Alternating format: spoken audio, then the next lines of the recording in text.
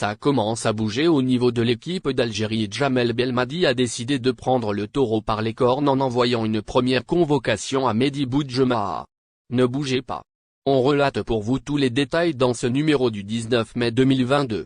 En effet, comme l'a déjà mentionné le sélectionneur national lors de sa dernière sortie médiatique, les Verts comptent bien revenir plus fort, après la déception des barrages face au Cameroun.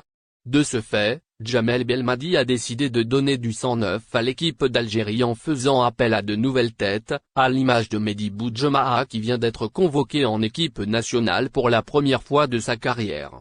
Dans le détail, c'est à travers une publication sur Twitter que le club actuel du milieu de terrain de 24 ans a annoncé la nouvelle. Au fait, le club turc Hatayspor a indiqué dans ce tweet que Mehdi Boudjemaha a été sélectionné en équipe nationale algérienne. Et ce, pour la première fois de sa carrière.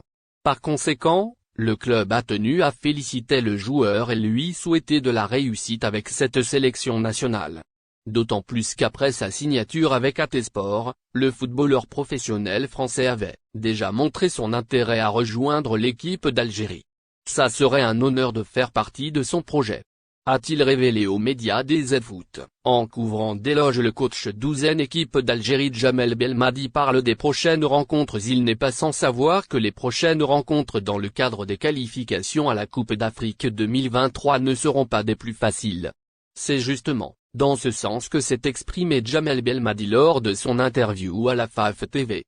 D'autant plus que le scénario du 29 mars dernier a fortement impacté l'ensemble du staff, les joueurs et les supporters.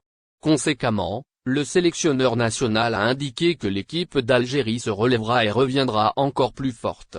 Sachant que son objectif ultime serait de hisser le drapeau algérien très haut, et de placer la sélection nationale dans la plus haute marche mondiale.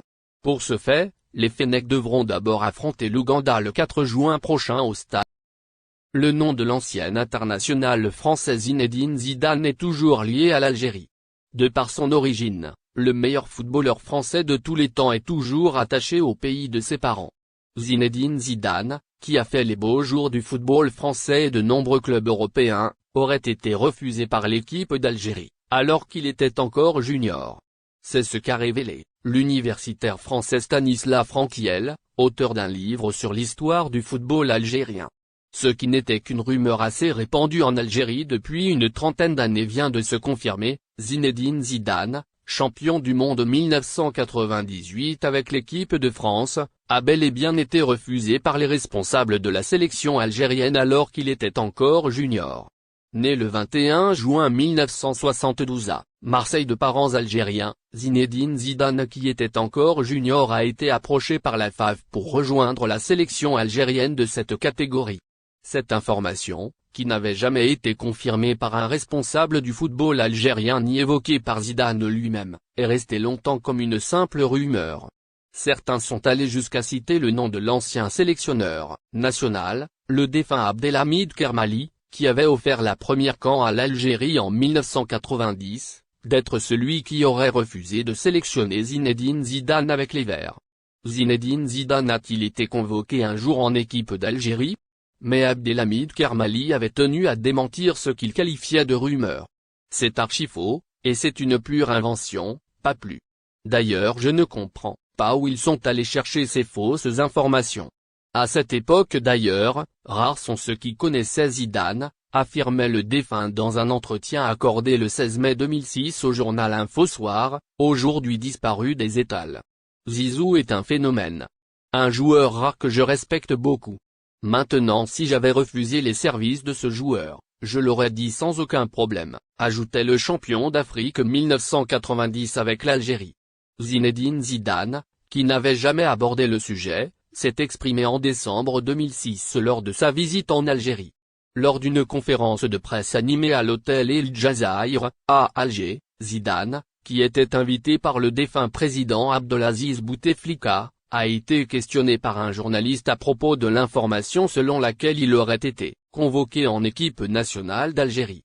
J'ai fait toutes les catégories en équipe de France, des minimes aux seniors, s'est contenté de répondre Zidane sans toutefois infirmer ou confirmer l'information.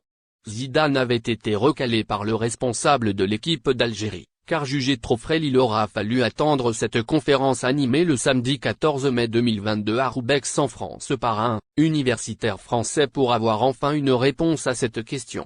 Invité par le Centre culturel du monde arabe, CMA, de Roubaix pour y animer une conférence autour de son livre Le football des immigrés.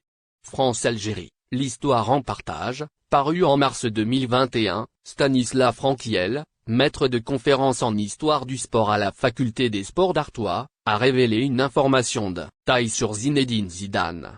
En réponse aux nombreuses questions du public sur l'histoire des footballeurs algériens avec la France, depuis Rachid Mekloufi dans les années 1950 jusqu'à l'actuel sélectionneur national Djamel Belmadi, le conférencier a levé le voile sur cette histoire de Zinedine Zidane avec la sélection algérienne. Zidane était venu en Algérie faire un test avec l'équipe nationale junior. Il avait été recalé par le responsable de l'époque, car jugé trop frêle, affirme Stanislas Franquiel, cité par le journal La Voix du Nord dans son édition du mardi 17